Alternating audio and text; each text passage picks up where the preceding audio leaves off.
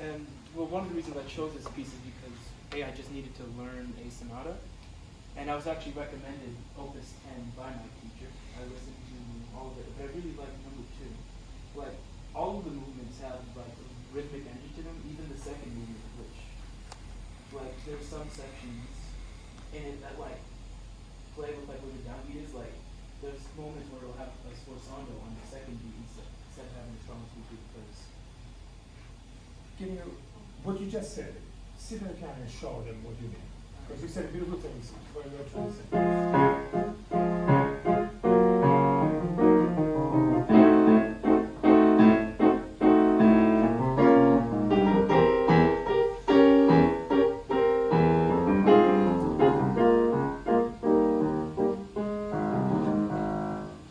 So this is what, say, tell them again. oh, where he just plays with like the downbeat by not placing the strongest beat on the downbeat. Okay, that's a very good observation. Now, you said you needed to learn a sonata. Why? Honestly, What is for a sonata? a multi-movement piece with continuous repeating themes throughout each movement. You need to work on that. Sonata is, it's very important you understand the structure of sonata. That's why your teachers want you to learn the sonata. There is a structure within the sonata form that needs to be explored. You can try to do that if you have a little time for that. Now, Beethoven, who was Beethoven? When did he compose this piece? When did I don't know the exact date. We But don't it would need be the date. mid, Just probably moment. like mid-classical. That would. Give me 20 years. When could it be? Is it Florence century? 1700. Let's So throw, 17. let's throw 1800. Now, how do we, it's hard to remember these things, but try to think of this. Beethoven was affected by having had a personal visual encounter that went through the town with Napoleon. Napoleon became Napoleon. The emperor went. We can choose an easy date, 1800. We can agree as a date, right? 1800. Post-French Revolution. Huh? Post-French Revolution. Okay. So the 1800 is when Napoleon is Napoleon. Then he goes, at that point, Beethoven was really excited about Napoleon. He thought he was bringing a change, the resolution of the revolution and a removal of monarchies and establishment of some primitive form of democracy of the time. He got very excited. He wrote music for Napoleon. And eventually, later, he was disappointed. But the life of Beethoven and Napoleon had to be placed somehow together. There is another person very important to this piece of music, which is Haydn. You know who Haydn is, right? And students of Haydn was also Mozart. Haydn, Mozart, Beethoven.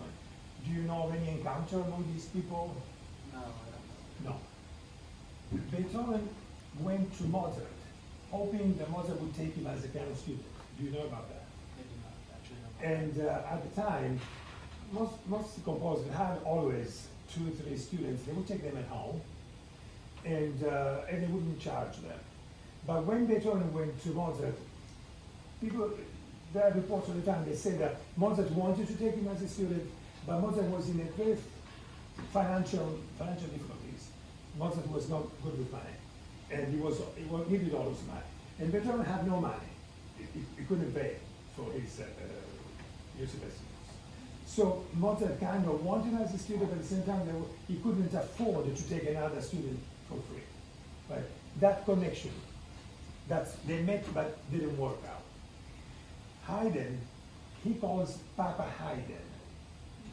In Mozart, they call their Father Haydn, Papa Haydn, was considered their musical father. So quartets, sonatas, especially this part of the sonatas. You know how many sonatas he composed altogether? 32. 32.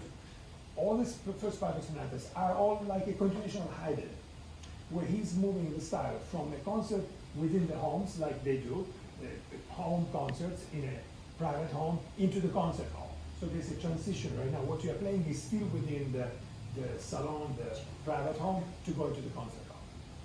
Another thing, Haydn, the teacher of Haydn was a Neapolitan composer, Nicola Porpora. Have you heard about it? Important to know that to understand the music of Haydn and the music. Another important thing, Haydn signed every work, every one of his composition with, at the end was glory be given to God. Every piece of music. So there is a spiritual connection to God from each one of those pieces. And that continues into Beethoven as well. All these elements are part of this music. The 32 sonatas, there are pianists that made a career and become major international performers, learning all the 32 sonatas. But this is called the New Testament. Have you heard about this? New Testament of music. Which one is the Old Testament? Well tempered. So there are pianists that have taken the challenge to learn all the Old Testament career, all the New Testament 32 sonatas. Incredible task. You do that, you know classical music. You know, and it could be your, if you like it, it could be another thing to do as young people. Start finding your interest, something that really excites you, and take it on. Distinguish yourself from all the other students. If you were to learn all the sonata by Beethoven, I tell you in this school you would be the only one doing it. In the state of Texas, you might be the only ones.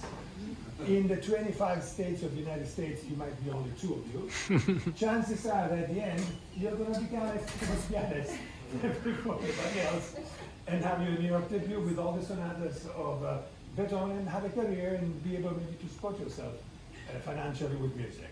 If you make a good choice now while you're young, you can really have a career as a musician. That's one of the options. You know, to play Beethoven is difficult, but it's kind of mandatory. We have to do it, right? But you do it with the right spirit. I really like your approach. Very good. Thank you.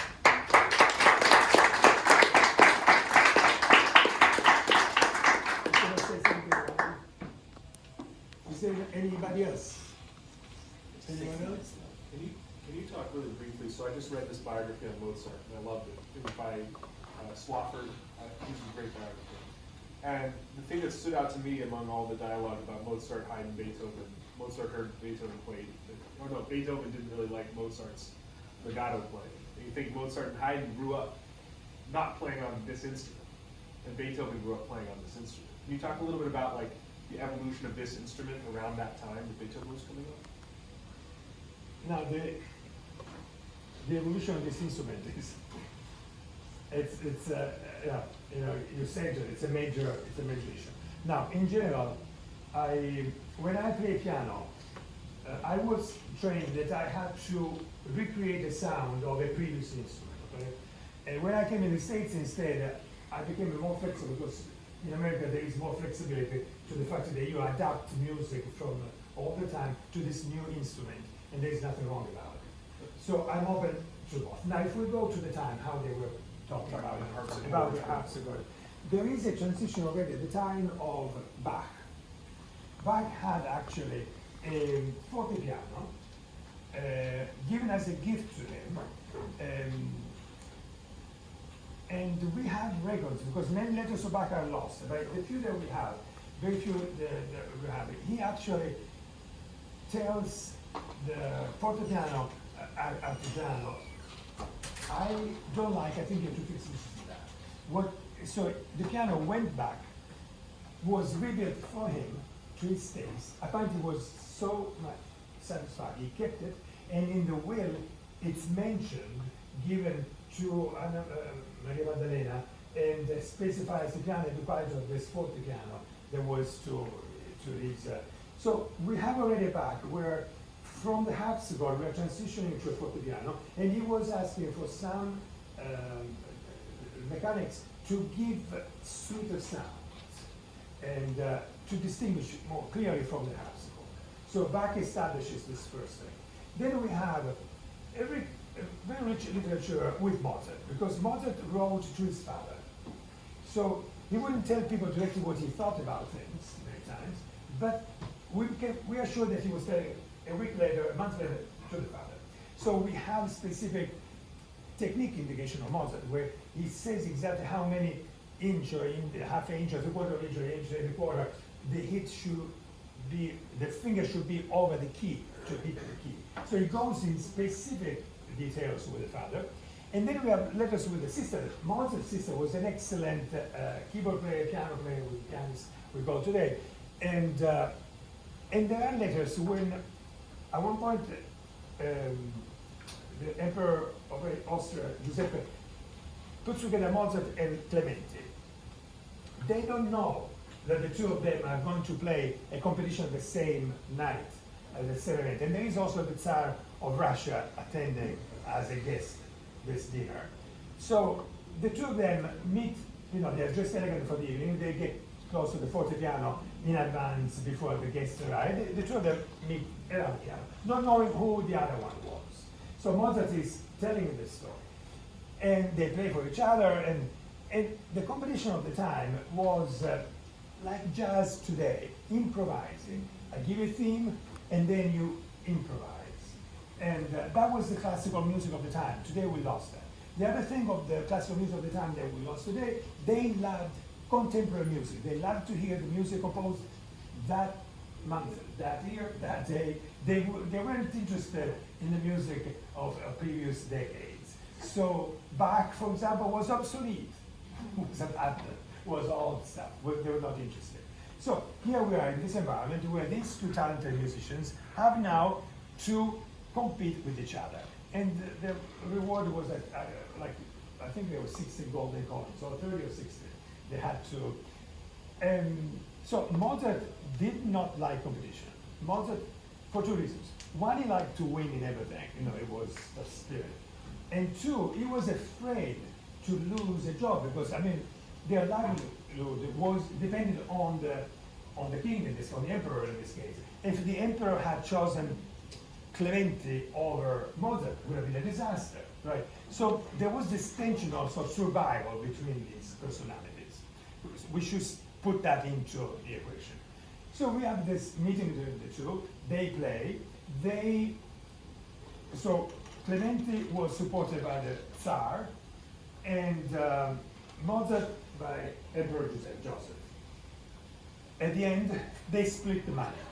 So it's an equal win. Both the Tsar and the Emperor are happy. And they talk about the instrument. They're talking about the technical range at the time, the technical quality of the instrument, how happy they both were with this instrument, how evolved had the fortepiano arrived. What comes now are the letters after this meeting. Clementi writes, I met this super talented pianist. I loved him. Time over? Yes. Okay. We'll finish this idea. So we go. Yeah. And but Mozart writes to the father, it was this pianist, which we call him Italian, but he had, at the point, he had a great career in London. He was for other reasons. In England, they're touring around Europe. But he was telling his sister, don't play the music by Clementi because the double thirds will toughen your fingers. You have a beautiful hand, you have beautiful technique, you have such a smooth way of playing that if you learn the music of Clementi, it will damage your technique. But technique referred again to the instrument, because the resistance of the keys was still connected to the harpsichord, so was a little harsher, and he was afraid that his sister would get tension. Thank you for that.